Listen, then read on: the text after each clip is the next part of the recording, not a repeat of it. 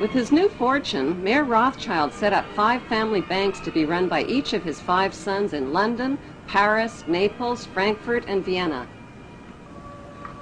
On September 19, 1812, Mayor Rothschild died at the age of 68.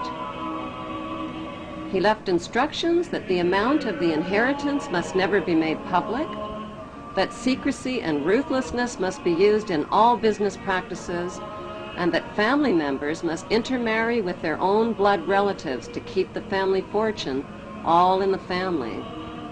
All 5 brothers dedicated themselves to their ancestors' world revolutionary dream. That dream was to control the entire world under one world ruler by disarming the nations of the world. A king, the son of David, will purify Jerusalem from the nations that trample her down, destroy the lawless nations, and gather a holy people whom he will lead in righteousness.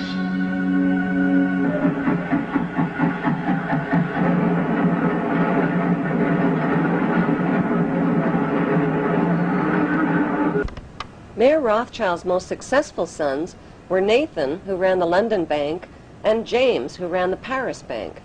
Together, they changed the face of history and became known throughout Europe as the Demon Brothers. Their father had given them a detailed New World Order plan for world control.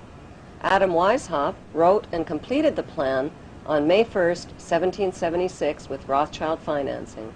It was a futuristic plan that would put New World Order members over the next centuries into political power positions. I, George Walker Bush, do solemnly swear. I, George Walker Bush, do solemnly. It was a plan to divide and conquer the nations of the world by provoking wars, then profiting from war loans and from the sale of weapons to both sides. Exhausted by war, terror, and chaos, humanity would eventually bow down to one world ruler and one world army as a solution.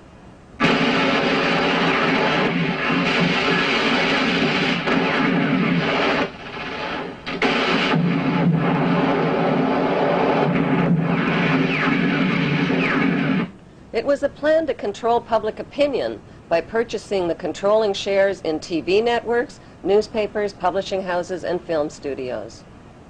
Briefings and updates from Washington and around the world every 15 minutes throughout the business day. As influential leaders, global markets, and your money take center stage on CNBC. Sports, games, and alcohol would be used to distract the masses.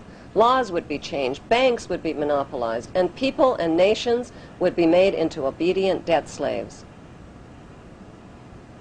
With Rothschild financing, Adam Weishaupt formed a secret world revolutionary group called the Illuminati. He recruited thousands of influential members by convincing them that only men of superior ability had the right to rule over the ignorant masses.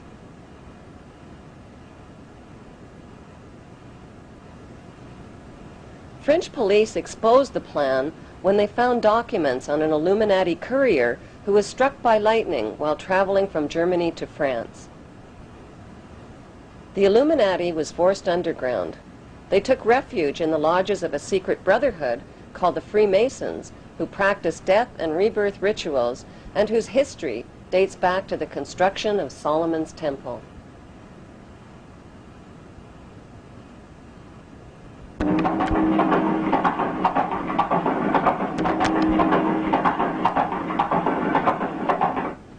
Nathan and James Rothschild came up with a scheme that would put the Illuminati plan for world control into action. It would also make them filthy rich.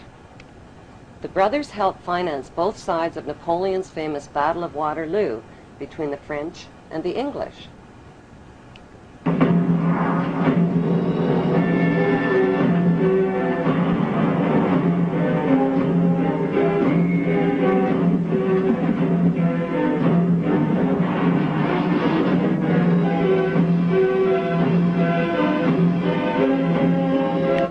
With advanced knowledge of the British victory, Nathan Rothschild spread lies that the British had been defeated, which caused a stock market crash.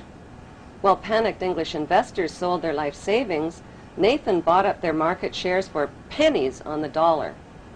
When official news of the British victory over Napoleon was announced, the English stock market skyrocketed, and so did Nathan's wealth. In one foul swoop, the Demon Brothers had double-crossed the English masses and taken control of the Bank of England. Flaunting their stupendous wealth, the brothers went on a lavish spending spree. They bought mansions, fashionable clothes, and hosted extravagant parties.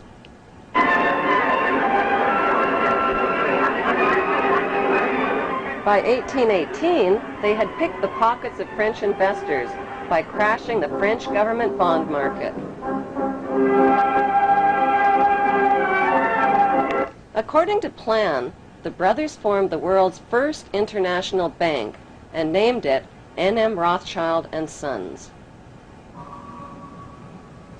The Pope became their most famous customer. The Catholic Church, which had financed the wholesale slaughter, torture, and looting of hundreds of thousands of Muslims during the Christian Crusades, were now doing business with the Demon Brothers.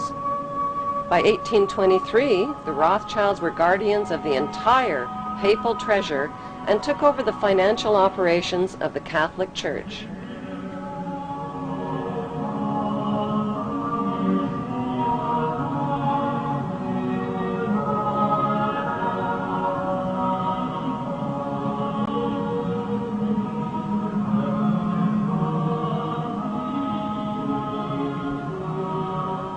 Enraged citizens accused the Rothschilds of conspiring to control the world's money markets. Fearing for their lives, the Rothschilds retreated into the shadows and cast their eyes on the youthful United States of America. To avoid publicity, the Rothschilds made themselves invisible by creating and hiding behind two front companies, J.P. Morgan and Kuhn and Loeb. More and more power was becoming concentrated in fewer and fewer hands. By 1906, J.P. Morgan's bank controlled 1/3 of America's railways and almost 70% of the steel industry. He eventually had a stake in the major companies of the 20th century, among them AT&T, ITT, General Electric, General Motors, and DuPont. At one point, Morgan made the offhanded comment, "America is good enough for me." And the newspaper, William Jennings Bryan, retorted, "Whenever you're tired of it, you can give it back." I mean, that was the image of J.P. Morgan, the owner of the United States.